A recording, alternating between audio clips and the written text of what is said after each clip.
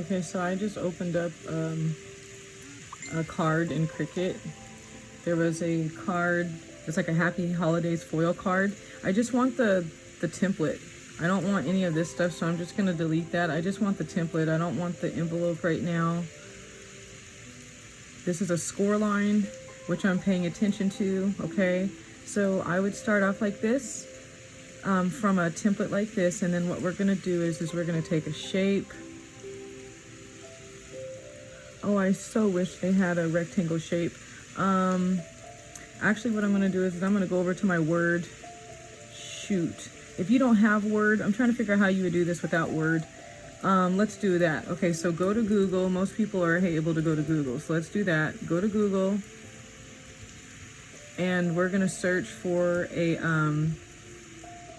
rounded square. So there's like a rounded square. Let's save this shape.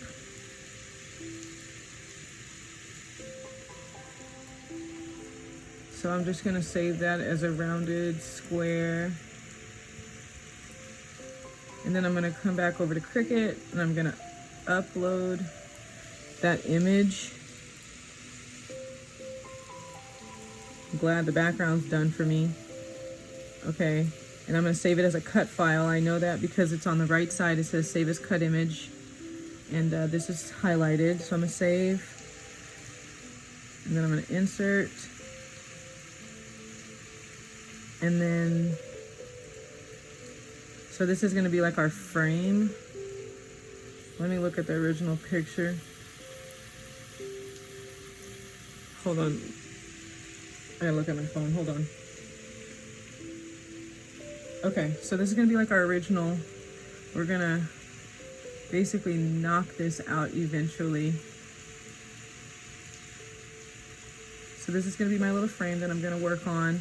And say I want it to say, what was it? It was Happy 18th. Dun, dun, dun, dun. I'm just gonna pick a thicker font.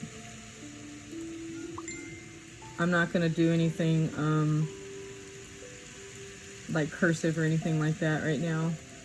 I'm just gonna show you how to do this, okay? So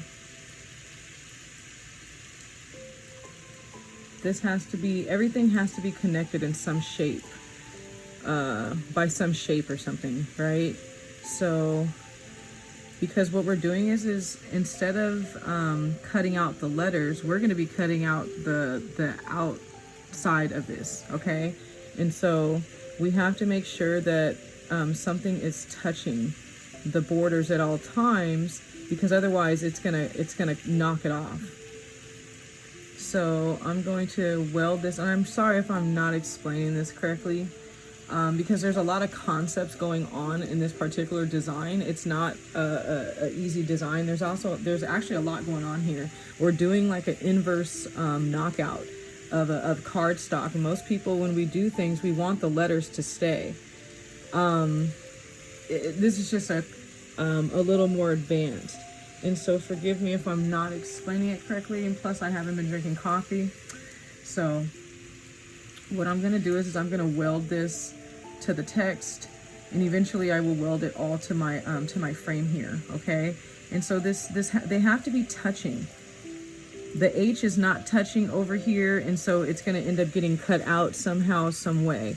So you have to figure out something, some kind of shape, or use a cursive that is connecting it. Right, so you can pretty much do anything you want. I'm just gonna use this little thingy right here. That's great.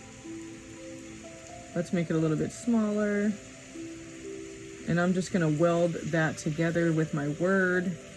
And so I'm just making sure that all of this is together, okay? So I'm gonna add another, let's add another triangle. I mean, not a triangle, a star. I would probably spend more time if I was actually doing this design, but I just want to give you the gist of what I'm talking about, okay? So I'm connecting these now. This shape right here is now connecting the word happy and the numbers 18.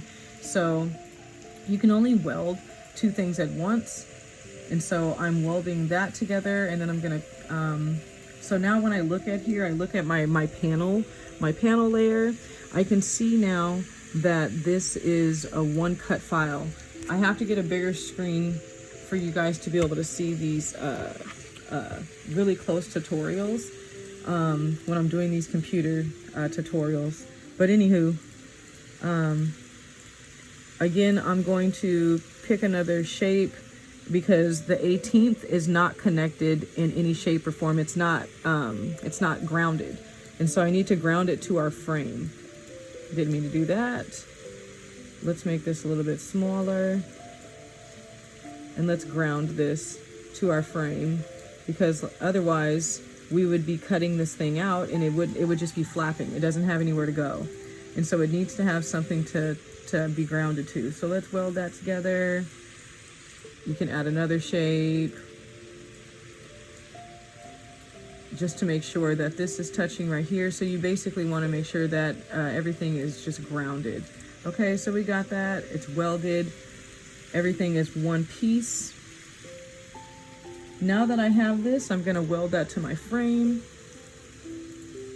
Attaching would not work in this sense because we're not printing. If we were to cut this out with HTV, that would work. But I do want this to stay put. I want it to stay welded together. So now I can move this whole thing and it's together. Okay, so if I was to cut this right now and go to make it, it recognizes this as a separate cut. Okay, and that's why I want to weld it. But we're not done yet, because I want to use this shape to basically what I would call a inverse knockout. I don't know what the real word would be, but what I'm going to do now is that I'm going to go ahead and select all of these. So I've selected the whole thing here, and then I'm gonna, whoops, hold on, it's picking up this, you can only do 2 layers at a time, and it's picking that score line up. So I'm just gonna hide it for now, and I'm going to select this, and I'm gonna press slice. And when I press slice, there's multiple things that have gone on. I can see here that there are multiple layers now. So let's see what's going on.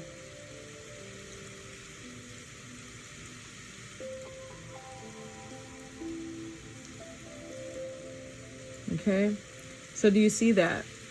If we wanted to just leave the frame on the outside, that's what we've done, right? So I've seen that we've gotten this far and we've been able to knock this out. But what we want to do is we want to be able to have the inverse, okay? So what are we going to do? I will show you. We're going to take this cut file that we have here, and we're going to go to the contour. Okay, let's minimize that. Your contour is going to be your best friend. Okay, contour is going to be your best friend. Let's see what's happening. Do you see that? Do you see how it did the inverse, right? So now if we were to, let's do this on the other side just so you can see what I'm talking about. So now if we were to select these two and press the slice button, look what happens. Do you see that? So now what we're left is all of the orange part is our cardstock, right? Everything that's in orange is our cardstock. Everything that's in white would be the background. And that's exactly what we want. We want this to cut out like this and be our cardstock, right? And so that's how you would do it. And again, I know this video wasn't, this was just kind of off on the fly type of thing. I'm just sitting in my kids' room working on some stuff and thought, okay, let me just do this video. It'll be a lot easier for me to explain this to someone who had a question about how to make a card like this. So if you find this helpful, let me know.